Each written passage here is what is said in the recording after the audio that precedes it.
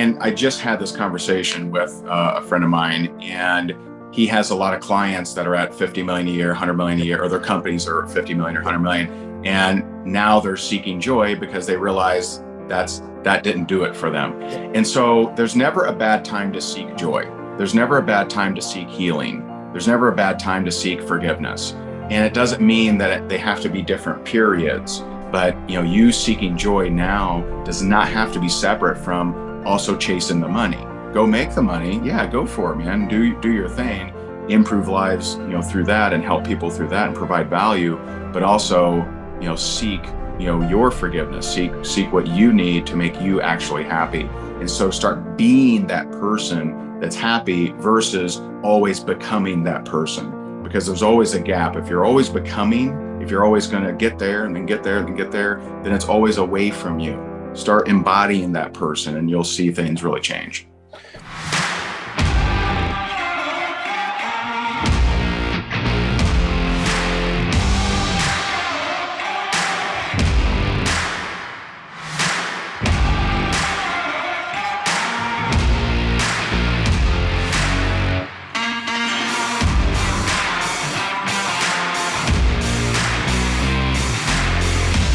Welcome to the Average Sucks Show. I'm Michael Bernoff, and super excited you're here today because the person that clicks on, subscribes, watches, listens to a show that is entitled Average Sucks is someone that wants to live an above average life, have an above average business, and get what they want in this world. And I got to tell you, our guest here today is somebody that's got some tools and ideas that I cannot wait to interview. And one of the biggest reasons why is this is someone that I personally coached years ago. It has nothing to do with the conversation here today, but over 10 years ago, I had a chance to meet this guy, and watching him over the last decade plus, what he has done in the world is absolutely incredible. From being a best-selling author, he and his wife, to sharing with people how to generate hundreds and hundreds and hundreds of thousands of clients, a best-selling, a top-rated #1 trainer in the direct sales and network marketing industry. Ray Higdon does something incredible outside of that. And I got to tell you, he has figured out something that I can't wait to talk about: how to live a life getting what it is you want and having joy in the process. So if you ever said to yourself, why is it that, I work so hard, I'm not getting what I want? I want to dig deep with this today, and I'm super excited. So Ray, officially welcome, a friend and someone I truly admire, not just what they do in business, but truly the way they live their life as a father, as a husband, as a business leader, as a tycoon, if we can use that word. Because that's truly, whenever you take over an industry and the majority of the people in the industry know who it is that you are, my good friend, Ray Higdon. So I'm super excited you're here, Ray. And I know we're not doing this face to face, but Zoom's going to do right now, which is going to be our home away from home. So I'm glad you're here and super excited. Hey, thanks for having me. Excited to be on.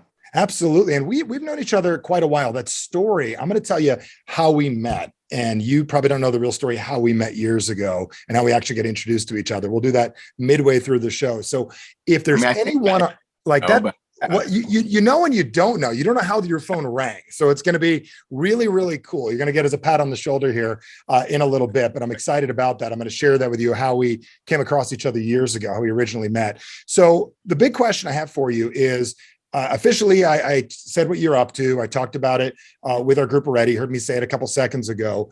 If someone has been living under a rock, if somebody has not been on the internet, if someone is not an entrepreneur, has not turned on Facebook, has not seen your announcements, what you're up to, if you were to say who Ray Higdon is and what he's up to in the world right now, what would you say to people that aren't familiar with who you are yet? Like, what would you say who Ray is and what you're all about? Yeah. So I'm a father of 4, happily married, live in Naples, Florida. Our company is a coaching and training company for the network marketing profession. And, we love that. Before we were coaches and trainers, we were #1 income earners in a company. Yep. And I think what I'm kind of known for is really helping people, A, be more consistent, B, get over their past trauma, and C, really stretch beyond their limitations of thinking. And so we've worked with some very, high profile leaders in our space. And again, we love what we do. I love it. And the biggest thing I want to talk about today is because a lot of coaches and trainers out there, and the advice for a lot of people listening right now. I mean, what would you say to someone that said they wanted to be a coach or a trainer? What would you say to them right now? That's an interesting question I'd like to throw out there. Um, if I had to boil it down to one thing, I would Yep. say stop just giving information, because the majority of people that hire a coach, they're hiring a coach because they're stuck, or there's something in between where they are and where they want to go. And it's rare that it's just information that's going to get them there. It's usually emotion. It's usually some kind of past thing that is, they're drawing the wrong conclusion to that level of success because of something that happened to them as a kid, or because their sister got less attention or more attention, or because someone in their family made a bunch of money and lost it all. And so, I used to, for years, I was just an information coach of do these hashtags and this strategy and this script and this. And, and when I saw people would do some of that, maybe not all of it, but wouldn't, very rarely would transform. It's like, there's got to be something else. And so I dug inside myself and found all my programming, or at least most of it, or maybe all of it, I don't know. And that allowed me to say, hey, this was holding me from that. There must be things holding them from that. And so I would say it's not just information, it's also emotion. I love it. I love it. So you've been through a lot of transitions. I've known you now. I mean, we're going like 10, 12 years. We've known each Yeah. other. And I mean, you have extra kids now you didn't have. There's several houses. I feel like I'm building those with you online, which is awesome. So inspiring. So walk me through this. So I believe one of the most exciting things is the majority of people listening to this, watching this right now, are either helping an entrepreneur build a company, or they're an entrepreneur themselves. So whether it's direct sales, a lot of our clients are, they brick and mortar businesses, real estate, you name it. We got everything from people that run billion-dollar companies to people that own 5 Orange Theories. You know what I'm saying? They've got gyms and different types of things. So Sure. and what I'd love to really talk about here right now is really looking back. So there's a guy named Ray. Ray was 18, 19 years old. How did you get introduced to direct sales to start with? Like, because I know when we met, you're a leader in the industry. You were doing great, playing with precious metals. I'll bet best way to put it, right? And that's how we met. How did you go? Because I know my story. I know the day, the moment when I was first introduced to direct sales network marketing, and that was my beginning. You and I have very similar paths that we started on. What was the transition like? Where did you start? Like, where was it before you were in direct sales and network marketing? Before you became an entrepreneur, who was Ray? So I've always had a strong work ethic, and so wherever I go, I would just work and work my way up, whatever that was. And so I had spent the last 6-7 years in the IT industry, and I'd worked my way up to big corporation, or yeah, I was working. Well, first, for 5 of those years, I worked for a county government. okay. And I worked my way up in the county government, and then I left to work for an insurance company. And so I had worked to a pretty good salary, at least for me, someone that didn't finish high school on time, never finished college. And I just found myself miserable. I had gotten to this place that I thought that I wanted to be, but the more I worked, the harder I worked, the more they would pay me, but the more they would demand of me. And so now at that point, I had 2 sons, and I'm barely seeing them because I'm just working all the time. And I look at my boss and his boss and her boss, and they're all making more money than me, but also miserable, going through challenges and having arguments with their family and stuff. And that was going to be my future, I believe. And so I had some friends that were doing real estate. So this is the year 2004. And some of my friends were doing real estate, here in the state of Florida, just crushing it, just killing it. And, were they investors, or were they showing and listing? What were they doing? Some were mortgage brokers, some were investors, some were realtors, Okay. but all of them are making tons of money. And I'm like, man, if these knuckleheads can do it, I can too. And so way before I was ready or knew enough or had enough money saved, I left the corporate world, despite what everyone told me, to do, that I was crazy and everything. And I went into real estate. So I was a combination of me and a partner were buying rental properties. We were flipping houses. We were fixing and flipping. And so we just dove in, took our home. Okay. So I'm going to stop right there, because I really want to dig deep in this. You want to talk about patterns and process. I'm like you. So this is really, really fascinating to understand. So You're an IT guy to start with, correct? Did you say IT? Yes. Okay, so I want to get really clear. Were you a misplaced IT guy that was truly a salesman deep down? Like my dad's an aerospace engineer, which is like an IT guy, right? So they're very literal and exact, which is a lot. One of the things that does make you great at copy and stuff like that. You can finish what you start.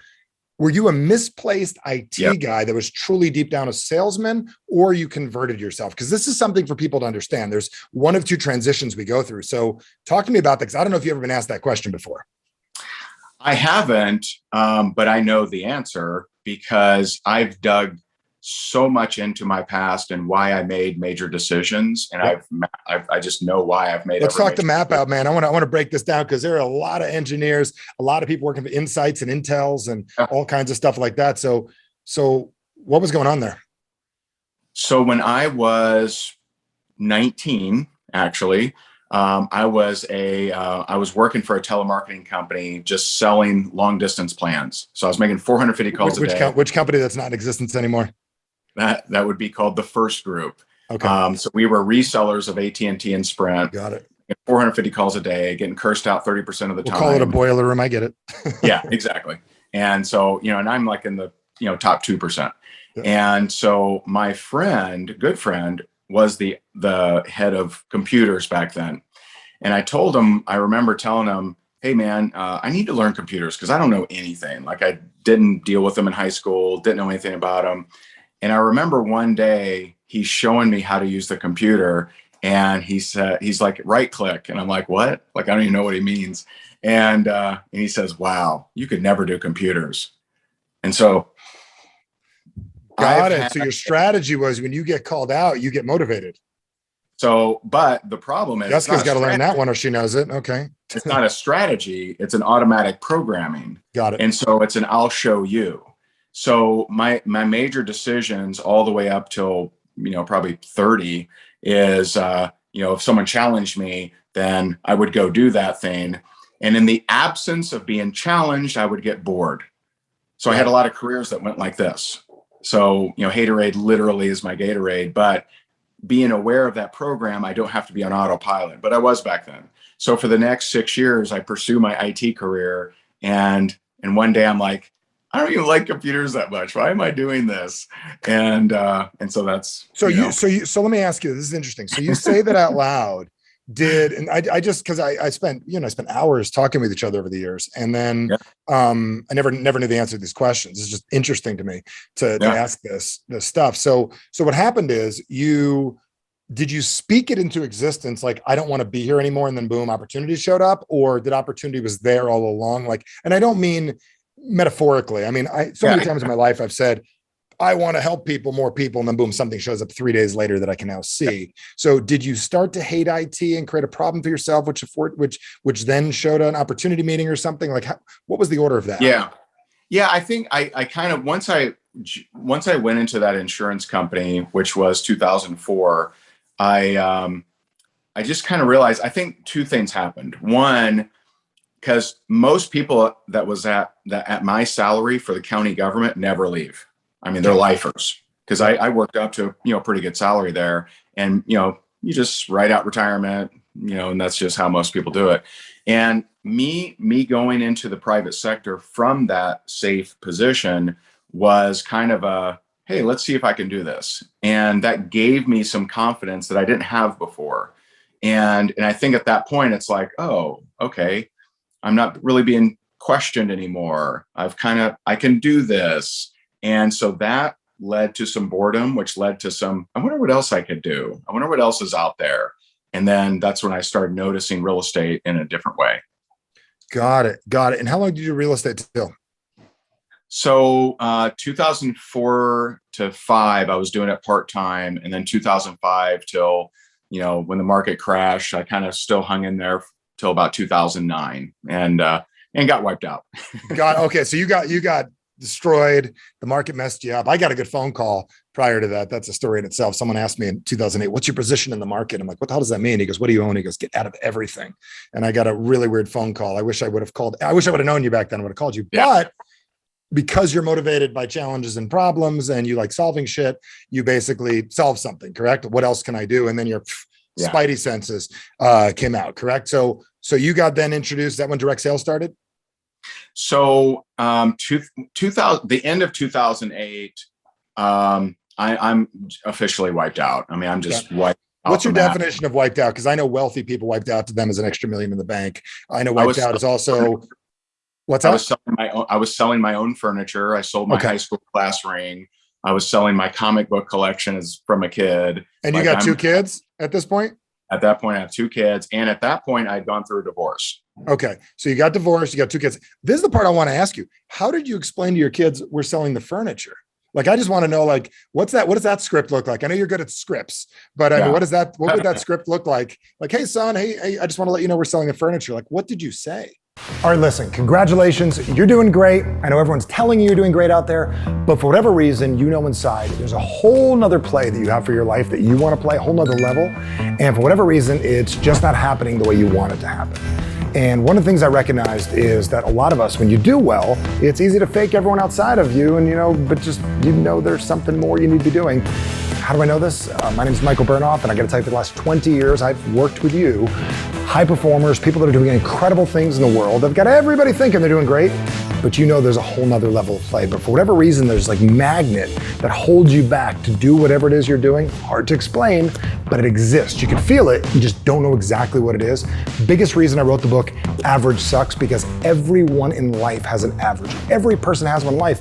But if the average you have, the thing you do on a regular basis, is not what you want to be doing, well, then you got to not only scream average sucks, you got to do something about it. And this book is something that's going to make a major difference in your life. I want to give this to you absolutely free. I'll cover the price of the book. You cover the shipping. Click the link down below. Start making your life easier. More importantly, start getting what you want. You think they're impressed now? Imagine how they're going to be when you start living a life above average. Click the link. Get the book. What does that script look like? I know you're good at scripts, but I mean, what would that script look like? Like, hey, son, hey, I just want to let you know we're selling the furniture. Like, what did you say? To be honest, there was a period of time where, me and the mom weren't getting along. And there's a period of time where I didn't have a lot of quality time with the kids. Got it. It was about maybe a year or so, but I had already, we were already divorced at that point. Okay. And so there's a lot of conversations I really didn't have with them, and, which is probably healthy. It made it easier, right? I don't know about making it easier, but, that period of my life, I was so stressed out that I just didn't have, to be honest, being a good dad was not my highest priority. I was too stressed out and depressed. Got it. Okay. So walk me into this. So you got introduced to direct sales when I met you, and this is what I told everybody at the beginning. I would say how we met. I literally said to a guy on my team, a guy named Steve, this is how we got to this podcast today. There's a guy named Steve. And I said to Steve, find people that are incredible at direct sales and network marketing. This is what I said. This was very, very simple. This was Facebook advertising, free. I mean, you have to understand how long ago it was that you and I connected. Find somebody incredible at direct sales, find them and call them. Do you know what I'm saying? And let's see if we can help them with something. I mean, literally, you were on a list of like 10 people that got contacted. And then you and I started working. I mean, literally there was, what about this guy? No, not good enough. What about this guy? Not good enough. What about this guy? What about this guy? What about this guy? And we went industry specific. It was like, I wanted to work with incredible human beings that were on the break of doing something very powerful. So if there was an algorithm that came up, there was a guy named Ray Higdon that was listed as doing phenomenal in direct sales, making big things happen, and is probably going to be the future of this industry and what we would call an influencer today, because we didn't have that word back then. So I basically said, go find people that do incredible shit right now that are going to still be doing well in a couple of years. Did you know that that's how we found you? I mean, I did not know that. You didn't know. So take it as a compliment. That is, there was no algorithm for it. There was no search qualification, and your name popped up. And then when we connected and we worked together for a while on different things, what was so cool about it was we were headed on a similar path. It was making a difference, helping people, copy, all that stuff. So when did you got into sales? That's what started, correct? Like you were in sales when it was real estate, right? Sales. Who sold you on marketing? Because that's a whole different animal. Well, I was always, even though I was in real estate, I was an investor, not a realtor. I was always marketing. So I was always. You never were traditionally trained in sales.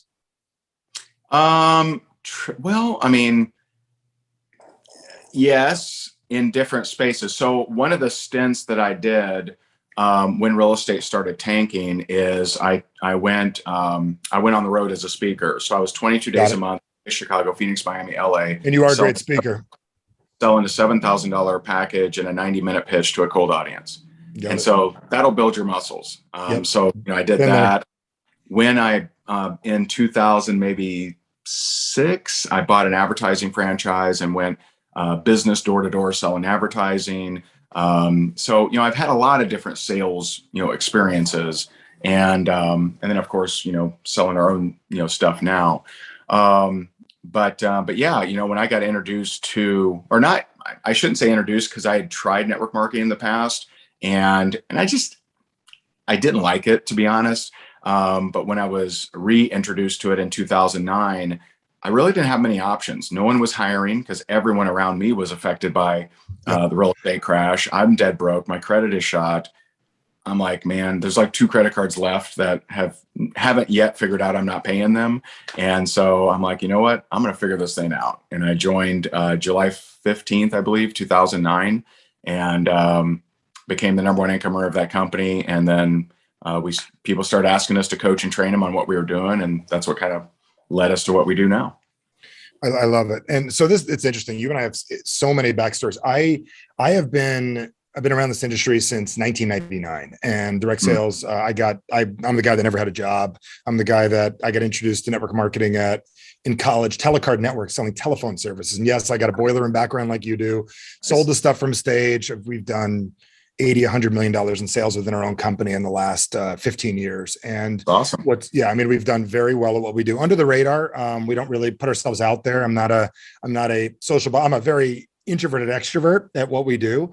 Yet, what's interesting about watching the algorithm of how this works is, when I said traditionally trained in sales, I think a lot of people think they have to do sales. You understand people, and you understand what drives you and what motivates you to do what it is that you're doing. And the big question that I really want to figure out is, you were originally motivated. I got your book, and I want you to talk about that here in a little bit. When we first met, your biggest thing is you wanted to impact people. You always cared. Like, I remember us talking on the phone one day during a coaching session. You said, like, I've got these leaders I love. How do I get them to believe in themselves more? What can we do? We talked about copy. We talked about using your skills you had.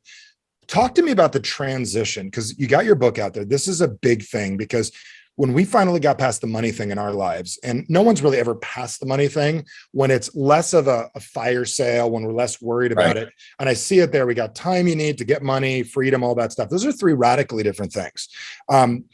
Talk to me about the day you realized that you don't have to chase money anymore, and that you're really, and I believe you're motivated by time, and then eventually this freedom concept. Because I want you to talk about your book, because I know it's not just for direct sales, not just for network marketing. It's for any human being on earth.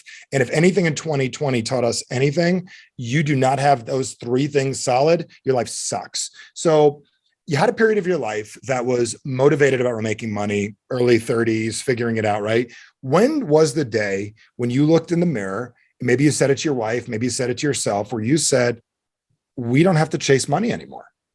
Like, what did that? I think it came to me a little differently than that kind of realization. It actually, I want to hear yours. That's just, I'm only seeing 3 words on a book title. Oh, sure. What made me realize what really fired me up and had meaning, because I had hit, over the years, I'd hit different goals. I wanted to have $1 million year, or hit it, $1 million month, $1 million weekend. And every new goal I was hitting, but I wasn't really feeling anything. It was like, okay, next.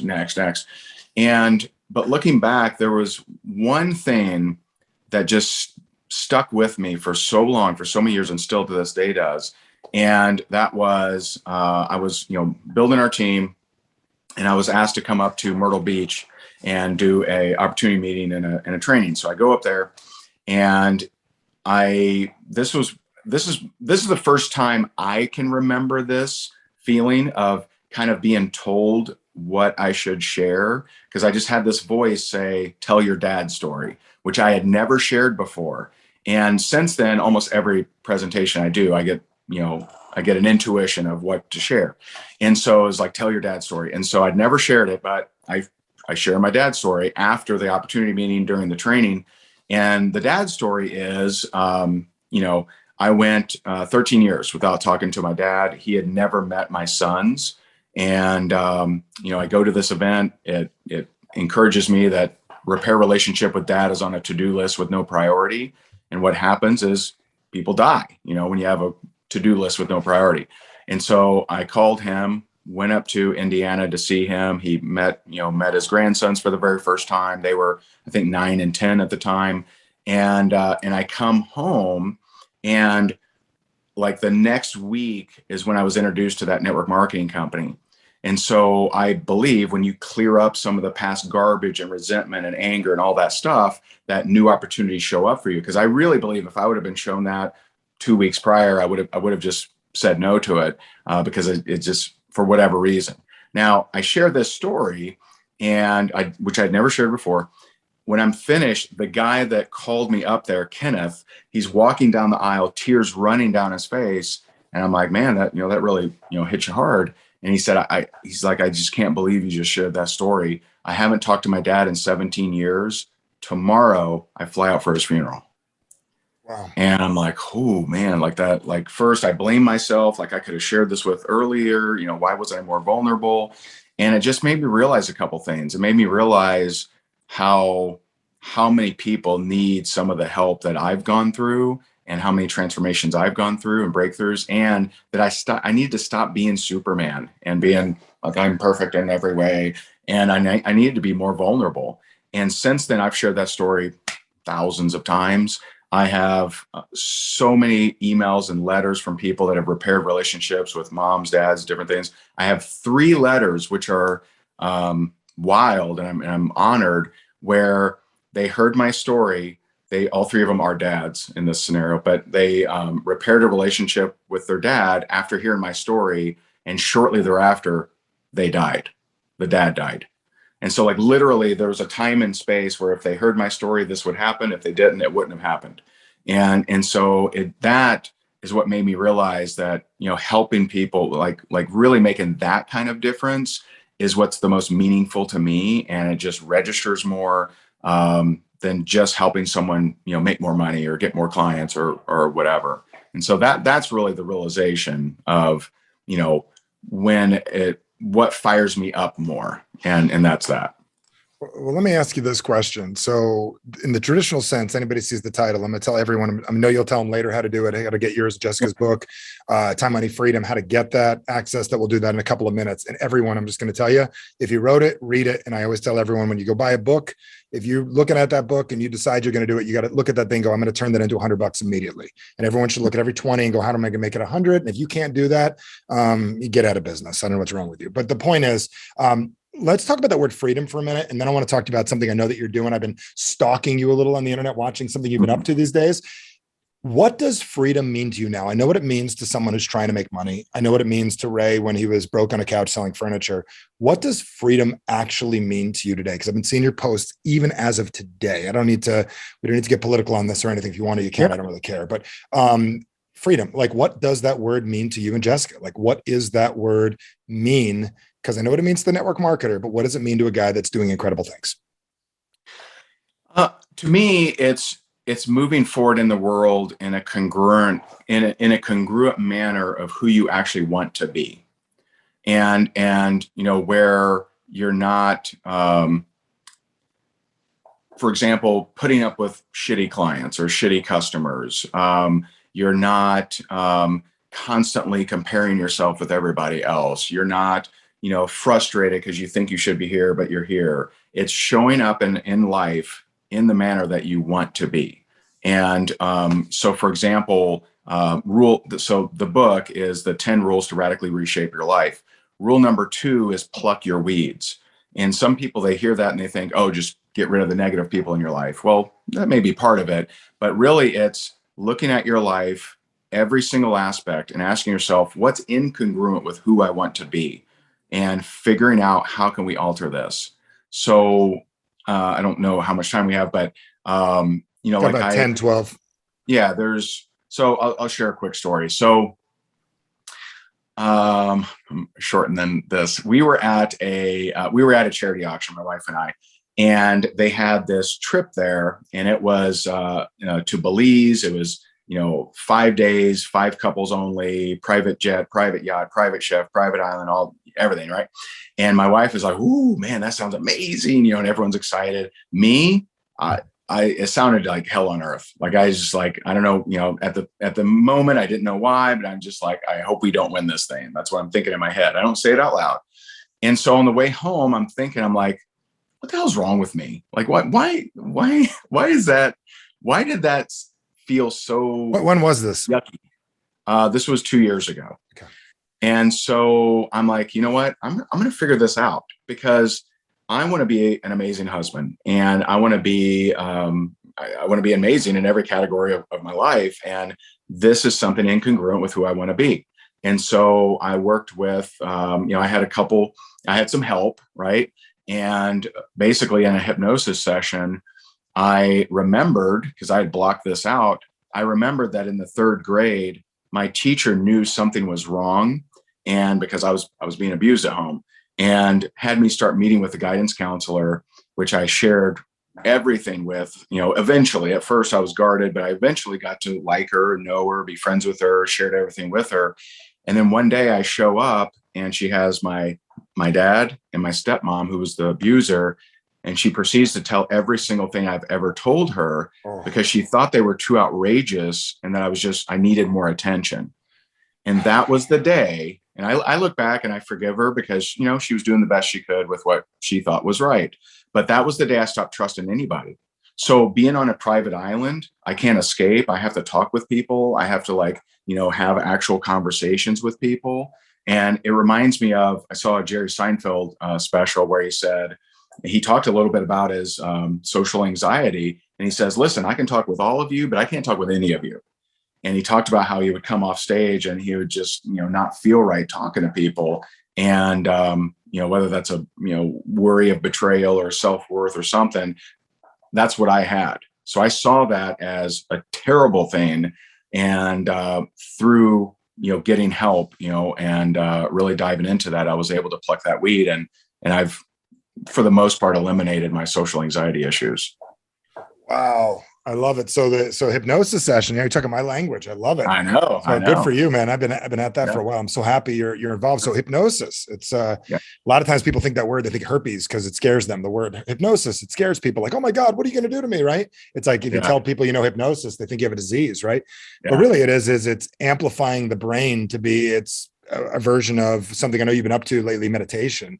So I wanted to pick your brain on that for a couple of minutes. So freedom to you. And then I want to talk a little meditation, because those two things go hand in hand. Yeah. Am I correct to say freedom to you is being able to be full version Ray anytime you want, and not being anything other than you for anyone at any time other than it's necessary? I like that. That's worded very well. I like it. So does that sound like what you're able to live now that you couldn't in the past?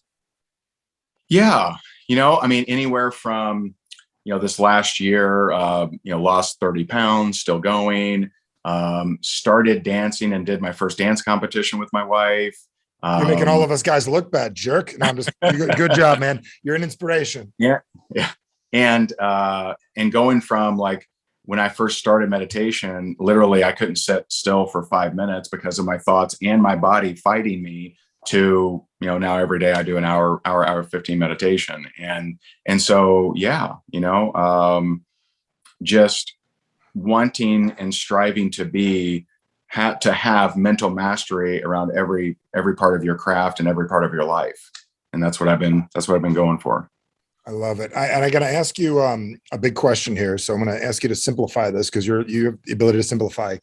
If you were forced to, and you had a group of people that their life depended on understanding meditation, they didn't know their life depended on it, but their life depended on, you didn't know it, and they wanted to get started. Because when a human being hears this, and I've been around this a long time, and you hear the word meditation, it's like, oh my God, that's hard. I've tried that. They can't even lay on their yoga mat at the end of a session for 3 minutes, right?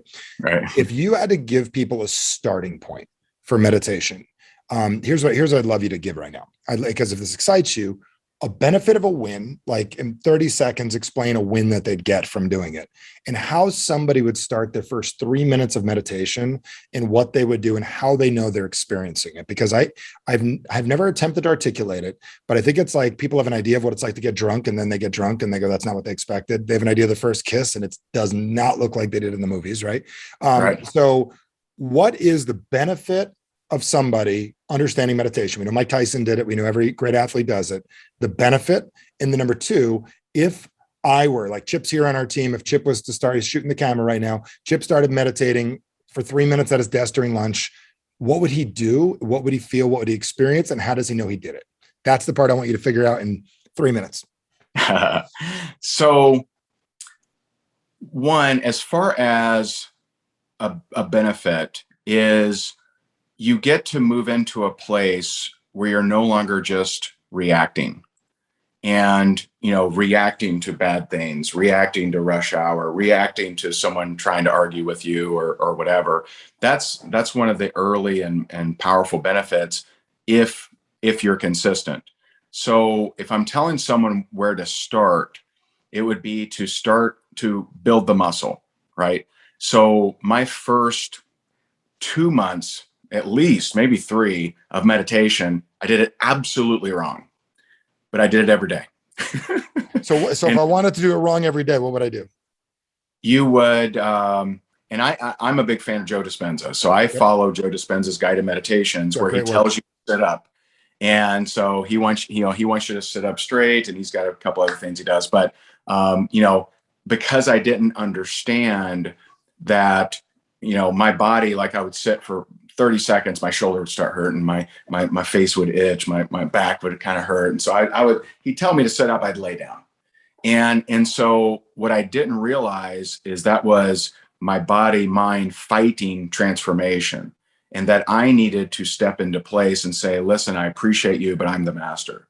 And so, at this point, I've now done 4-hour meditations and not, had a pain come up here and there, but I dismissed it. And so that's just a very different place. You're not going to start there. So when people start, you're not going to be able to stop your racing thoughts. You're going to have pains if you even attempt to sit up. And so, but if you build that muscle, so the first 2 or 3 months did it 100% wrong. Then I learned that the next 2 or 3 months, I did it maybe 50% right. And at this point, I now, get into a zone. Every morning I'm up at 4 a.m. I do an hour 15 meditation, and no body aches, only benefit. I feel fantastic. I feel in control. I have new thoughts coming to me, new ideas. And I've also manifested some really cool stuff, personally and business-wise. And I've manifested at least a dozen verbatim statements that others told me. So you a lot of us randomly will say something or think about someone to make it happen. You actually initiated it in your trance state, in your meditation. Yeah, I'll give you an example. So my wife and I decided that we were going to compete in dance and ballroom. So salsa, rumba, cha-cha, hustle. And so for 4 months I had been going to lessons, and I just was barely improving. I was going there, and I was just like, oh, I'm doing my best here. And I realized I'm like, I'm not using my mind here. I'm not using my mental power. And so after my meditation is when I kind of focus on what I want to, see, what I want to, witness. And so I came up with 2 statements. I saw my instructor say, wow, impressive. And I saw the studio owner say, she's Serbian, little accent, very much improved. And, and I show up in 4 days, they both said those exact same phrases verbatim. And they even told me afterwards, a couple months later, they're like, there was this one day that you showed up and you have been like getting so good, so much faster. And it's just like, I started telling myself different things and focusing on different things.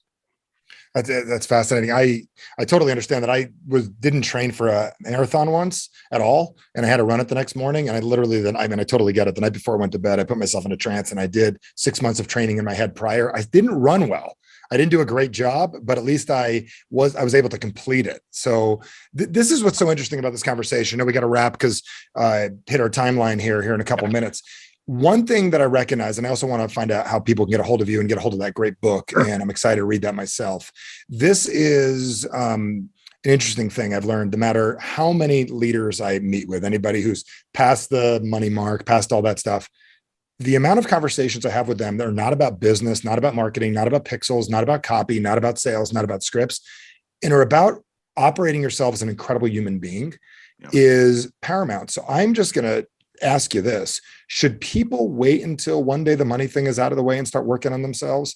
Or do they need to do that prior? Because it just looks like, hey, Ray and Jessica figured it out. They got a great home, great kids. Now they're healing their past and they're finishing now they're going to seminars and events.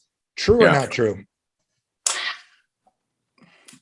It's interesting. So I think, and I just had this conversation with a friend of mine, and he has a lot of clients that are at 50 million a year, 100 million a year, or their companies are 50 million or 100 million.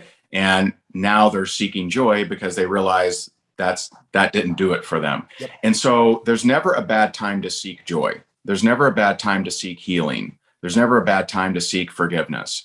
And it doesn't mean that they have to be different periods. For me, I've done like some understanding of myself and, built a business, some understanding. This last year, I've been so focused on just figuring me out and improving the areas of me that I wanted to, awesome. That just so happened to work this way. But there's never a bad time to seek joy. You being successful and unhappy is not a great answer. And so, and you lose time. I look back there are definitely years with my older sons that I wish I could get back. I can't. And, I can do a good job with my two young ones, right? And I've repaired relationship with my oldest son, it was very rocky for a long time. But, you seeking joy now does not have to be separate from also chasing the money. Go make the money. Yeah, go for it, man. Do your thing, improve lives, through that and help people through that and provide value, but also, seek, your forgiveness, seek what you need to make you actually happy. And so start being that person that's happy versus always becoming that person, because there's always a gap. If you're always becoming, if you're always going to get there and then get there and get there, then it's always away from you. Start embodying that person and you'll see things really change. I love it. I love it. And I gotta tell you, I sent you a message a couple of months ago and I said, I just want to let you know, if I haven't told you, super proud of what you're becoming, what you're doing. I got to just tell you, watching from the outside, knowing you now for 10, 12 years, and then looking at what you've wanted to create, you did create, and what you and your wife have developed as a life. I got to tell you, watching from the outside, super honored to know you, proud of you, what it is you're doing. And I got to tell you, the world deserves to, without a doubt, get involved with what it is that you've got going on. So your book, Time, Money, Freedom. How does somebody get that physically in their hands, in front of their eyes? Obviously, they know where to buy it, but what's the best way to access that book? Yeah, and I'm honored. I didn't expect all this when we wrote it, but I have amazing testimonials from people like Jack Canfield, Mark Victor Hansen, John Assaraf, great humans. Pretty soon you, hopefully. And without a doubt, I'll read it. I'll tell you, absolutely. It's published by Hay House. And, the easiest is tmfbook.com. Okay. Stands for, Time, Money, Freedom book.com, tmfbook.com. And on there, you'll see, how to order it. We've had a lot of groups that order it for their leaders or order it for their, sales team or whatever. But it's really about the reader improving their finances and improving their relationships with others, but also with themselves. And we just share our journey and our 10 rules. I love it. And as I frame always to our audience, I always say this: the book's $20-$30, whatever it is, turn it into 100 immediately. And the brain should click as you're clicking the purchase, whether you're buying a bulk amount. I'm just going to tell everyone, go to the website. It's tmfbook.com. Is that correct? Yep. tmfbook.com. Get the book. And here's why. just having a book that says time, money, freedom sitting on your nightstand, it's automatically subliminal. It just gets you go for what it is you want. Have a copy at your office. Everyone should be getting at least 2 of these. And I get nothing for saying this right now. I'm just telling you that is a hypnotic book in itself, whether you realize that the cover hypnotizes you to give you your focus. You ever feel lack of focus in life? Get one for your car too, to sit next to you. I always tell everybody that as well. It says 3 books. Pick it up, and then you got to turn that into a couple of $100. So, Ray, I got to tell you, I know you're at the end of your time right now. I want to tell you it's an honor. I'd love to pick this up again, and if we're able to in the future, I'd love to talk about just swapping stories one day of working with people. You've worked with tens of thousands of people. I'd love to swap stories, how we work with people, and do a really cool, candid episode of that as well. So, thank you for being on. I appreciate you, and thanks for your time. Go get the book, everybody. Thank you, Ray. Appreciate it. Thanks, man. Well, I got to commend you in advance, and I appreciate you for doing what most people never do, finishing what it is you start. You made it to the end of the show, and big question I got to ask you is, what are you going to implement? I know one of the biggest things that Ray talked about is really enjoying your life, joy, because at the end of the day, it really isn't about those words that he said. It isn't just about having time. It isn't just about having money. It's about really having the freedom to do the things that you want to do. So here's a major recommendation. You got a second right now. You just heard this. You just watched. You just listened. Take a couple seconds and go apply one of these ideas in your life. That's really the biggest difference out there. Go get his book. And if you haven't already gotten a copy of Average Sucks, you definitely want to go ahead and do it. In a couple seconds, I'll pop something on and I'll show you how to get a copy as well. Because if you're watching this, subscribe. You're a person that says, I want to live an above average life. So super thrilled. Glad you joined us, and check out the other episodes. You haven't seen it. The reason why is every single one of them have chock full of nuts, all kinds of ideas on how you can live an above average life. Go get what you want and live a life that screams average sucks. Go get it. All right, look, let me give you one word, starts with a C, changes everything for you. It's called confidence. Think of it this way. Everybody we look up to, everybody admire, video you were just watching, people you like, every single person from the performers to musicians to, people in sports, business, they've got confidence. The question is, where do they get it from? How do you develop it? And if you don't have the level of confidence you need in any area of your life, I can guarantee you're playing small. My name is Michael Bernoff. In the last 20 years, I'd say that's the biggest thing I've been teaching people, how to develop confidence in their life and start getting what it is that you want. So here's the deal. You already have confidence, but you have it at a level. The question is, do you have it at the level you want? If not, we've got to break what your average confidence is. Biggest reason I wrote the book, Average Sucks. It's about taking the levels that you play in life, the things you do on a regular basis, screaming average sucks at them, most importantly, and starting to get what it is you want. Imagine having above average confidence, or even above average for you.